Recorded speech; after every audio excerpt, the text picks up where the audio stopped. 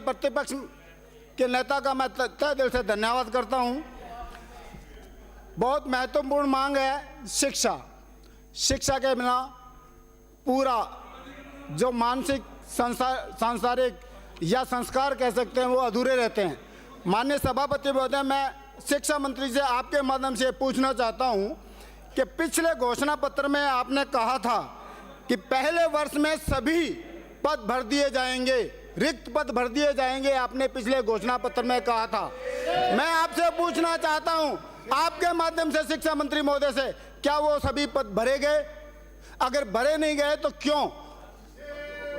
आपने घोषणा की है इस सदन में, पवित्र सदन में, आपकी घोषणा पे आपने अमल क्यों नहीं किया अभी तक? ये इधर सत्ता और विपक्ष दोनों ने ये कहा था कि भी हमारे जो क्षेत्र के विद्यालय हैं, कॉलेज हैं, वहां पद रिक्त हैं। दोनों तरफ से ये बात आई है और पिछले घोषणा पत्र में ये कहा था हम सब जो रिक्त पद है वो भर देंगे। कब तक भरेंगे?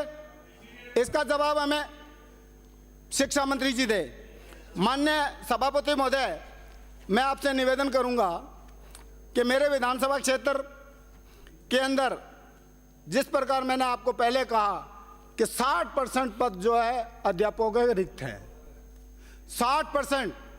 जब अध्यापक पद रिक्त होने की वजह से हम क्या उम्मीद करेंगे कि बच्चों की शिक्षा कैसी रहेगी? दूसरा, मैं आपसे यह निवेदन करना चाहूं, विद्यालयों के भवन क्षतिग्रस्त हैं, बच्चों को स्कूल से बाहर बैठ के पढ़ना पड़ रहा है, पेड़ों के नीचे पढ़ना पड़ रहा है। तो मेरा आपसे निवेदन, तो एक साहब ने आपने तो कहा था हम सब कुछ कर देंगे, आपने ही तो कहा हम सब कुछ कर देंगे, काया पलट कर देंगे। कौन सी काया पलट हुई है बताइए आप मुझे।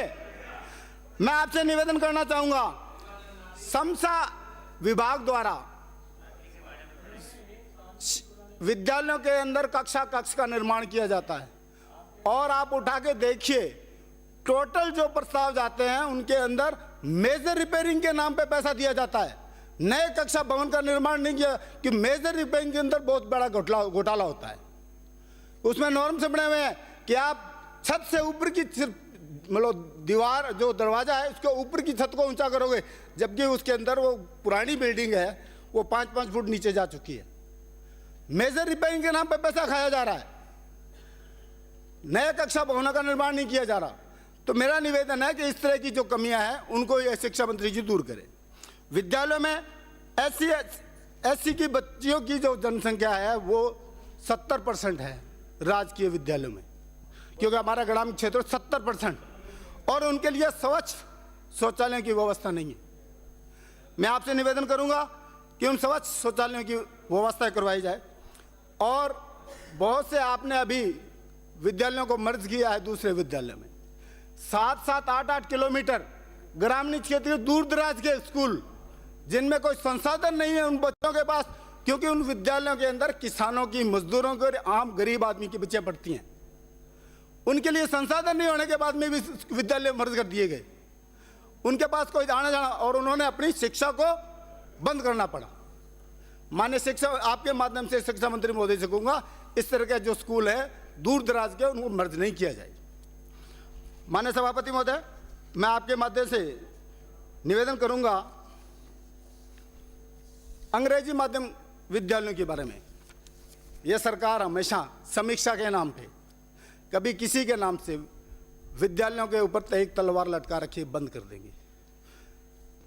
मेरे विधानसभा क्षेत्र के श्री विजयनगर में एक भामाशाह महावीर मिड्डा ने 80 लाख रुपए लगा के और राजकीय महात्मा गांधी अंग्रेजी विद्यालय का भवन बनवाया है। क्या आप उसको बंद करोगे? 80 लाख रुपए आप देखिए जाके, प्राइवेट संस्था का कोई ऐसा भवन नहीं है, हम उसको बंद करेंगे? गांव के अंदर जब स्कूल खोले गए, गांव के लोगों ने चंदा इकट्ठा करके 20-20, 25 लाख में डिजिटल कक्षा का बनवाए। क्या उसको बंद करोगे? भामाशाह कौन आएगा? कौन वहां जाके उनकी मदद करेगा स्कूल के अंदर? सरकार तो कुछ दे नहीं रही। तो मेरा आपसे निवेदन है इंग्लिश माध्यम के जो स्कूल हैं समीक्षा के नाम पे बंद नहीं किए जाए। गरीब आदमी का बच्चा, मजदूर का बच्चा, किसान का बच्चा क्या अंग्रेजी पढ़ने का हक नहीं रखता? उसका अधिकार नहीं है? और उनके पास इतना पैसा नहीं है कि निजी स्कूलों में जाके पढ़ा ले अपने बच्चों को। तो मेरा आपसे निवेदन है कि अंग्रेजी विद्यालयों को बंद नहीं किया जाए। माननीय उच्च शिक्षा मंत्री नहीं है, मैं निवेदन करूंगा उच्च शिक्षा मंत्री महोदय को मैं धन्यवाद देना चाहता हूं। माननीय सभापति महोदय, आपके माध्यम से उच्च शिक्षा मंत्री महोदय को मैं धन्यवाद देना चाहता हूं कि मेरे विजयनगर के मैं धन्यवाद देने के लिए पूछ रहा हूं हमारे उच्च शिक्षा मंत्री ने मेरे विजयनगर ब्लॉक के अंदर 12 बीघा जमीन जिसकी कीमत 10 करोड़ है शहर के अंदर, और 5 लाख सरकारी मापदंडों के हिसाब से बिल्डिंग बनाकर देने के लिए कॉलेज की बात की, तो शिक्षा मंत्री जी ने उस कॉलेज को मंजूर किया। इसमें धन्यवाद देना चाहता हूं। एक मैं आपसे आपके माध्यम से उच्च शिक्षा मंत्री से निवेदन करूंगा कि मेरे विधानसभा क्षेत्र रायशहर के अंदर शहीद भगत सिंह कॉलेज, जिसका कई बार सरकारीकरण हो चुका है, प्रिंसिपल बैठ गया था, फिर भी उसको आज तक सरकारीकरण नहीं किया, प्रिंसिपल को हटा दिया गया।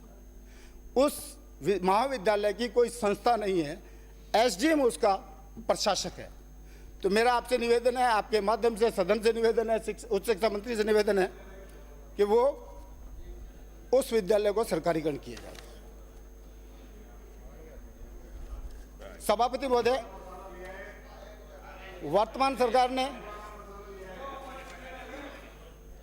माननीय सभापति महोदय, मैं आपके माध्यम से निवेदन करना चाहूंगा, शिक्षा मंत्री जी आ गए हैं, कि मेरे विधानसभा क्षेत्र में राजकीय विद्यालय जो रायशहर का था उसमें एक विज्ञान विषय था, उसको बंद कर दिया गया।